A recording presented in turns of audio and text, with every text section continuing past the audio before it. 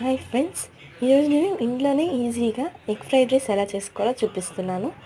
ముందుగా glass oil, ఇంకా అల్లం వెల్లుల్లి పేస్ట్, తర్వాత చల్లగా తరిగిన ఉల్లిపాయలు, పచ్చిమిర్చి, పసుపు, సోంపు పొడి, తర్వాత ధనియాల పొడి వేసుకొని బాగా కలుపుకోవాలి.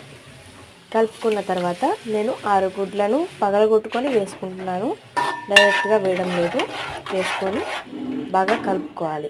కలుపుకున్నాక గరం మసాలా పొడి వేసుకొని కలుపుకున్నాక మనకి డ్రై అవుతున్నట్టు అనిపించినప్పుడు కారం ఇంకా ఉప్పు వేసుకొని కలుపుకున్నాక నేను ఇక్కడ అన్నం ఆరబెట్టి వేసుకుంటున్నాను.